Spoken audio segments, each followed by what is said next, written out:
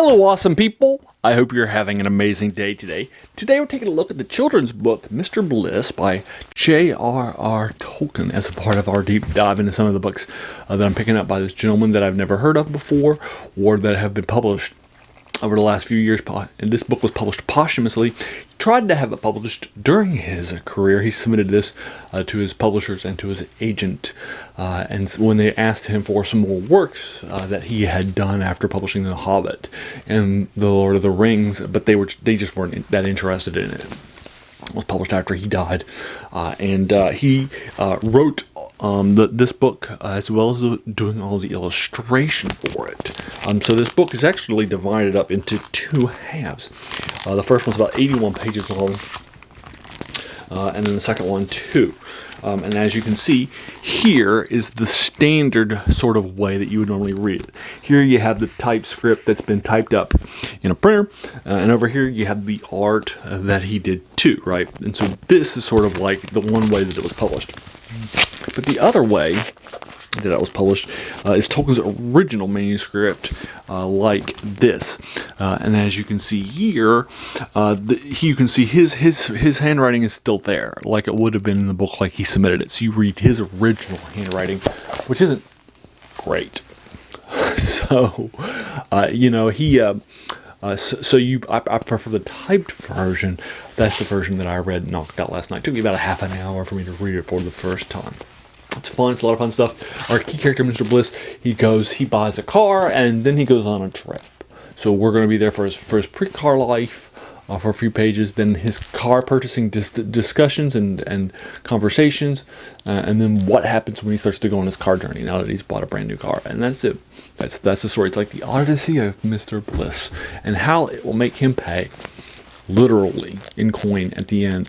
And that's it. That's the children's story. Again, it's like a half an hour long. I keep my reviews spoiler free. Now this is not a fantasy children's story, unlike another children's story that we've done and reviewed for you by J.R.R. Tolkien when doing a deep dive into him a few months ago, called Rover Andom.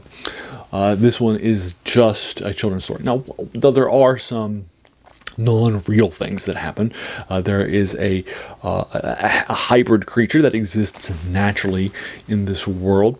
And we'll come across it pretty early on in the story, and it will be a recurring character.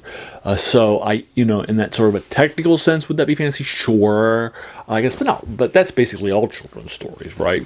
So there's really nothing here that I say would be, fantasy sort of, and pin your hat on it. But what I do think is that we're still reviewing it for you anyway because it's J.R.R. Tolkien. Now, I've reviewed short stories by authors that were key influences in genres that have not been. For example, I bought a collection by Penguin Classics for the horror writer Shirley Jackson, and she's a major horror writer in American horror, writing The Lottery and The Haunting of Hill House, which I'd reviewed for you already previously. And then when I did that, there were some short stories in the Dark Tales collection called Dark Tales that were not horror. They were just psychological in nature. And then I did some boxing short stories by Robert E. Howard. And Robert E. Howard is one of the big influences on fantasy with his creation of Conan the Barbarian. But he wrote some boxing short stories too, because he was an amateur boxer, and they say write what you know, right? So he just wrote some boxing short stories, and I reviewed about 5 or 6 of them for my channel in the past. And I've never gotten pushback from people that say, "Oh well, it's a boxing short story. Why are you reviewing it?" Because it's by Robert E. Howard, right? And nobody pushed back on Shirley Jackson and said, "Well, why are you reviewing non-horror stories by Jackson?" Because it's Shirley Jackson, right? Similarly, Stephen King has written some novels that aren't horror, and if I were to read those and review those for this channel, I don't think anybody would push back against it because it's Stephen King, right?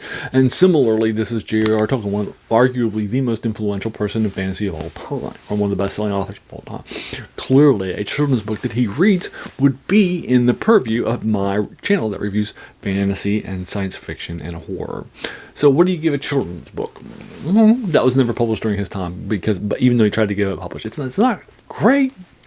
It meanders at times, and it's a little children's-ish, but it is Tolkien. So I'd probably give it like maybe a 5 or a 6 out of 10. Let's round those to a 5.5. So let's round that up to a 6 and say it's a 6 minus.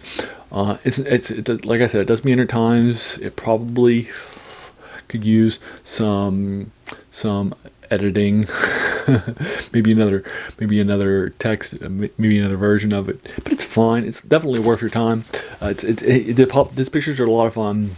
And it's nice to see his actual proper pictures and his actual proper writing still getting saved, because it's Tolkien, right? Well, he's one of the best-selling authors of all time. So we get the love of this person, right? So there you are. I'll go ahead and leave you to it. Have you even heard of Mr. Bliss, let alone read it? If so, let's talk about it in the comments below. If you thought that it was better or worse than my reviewings, or if you want to talk about some of the spoilers, hey, let's do it in the comments below. If you enjoyed this video, why not hit that subscribe button? There's going to be a lot more of these to follow. And then finally, I want to thank you so much for taking some time out of your day and investing it and watching my video. We all have so many things that are happening in our lives, and we're pulled in so many different directions. So the fact that you spent this time with me is incredibly humbling, and I appreciate it. So thanks again, and have an amazing day.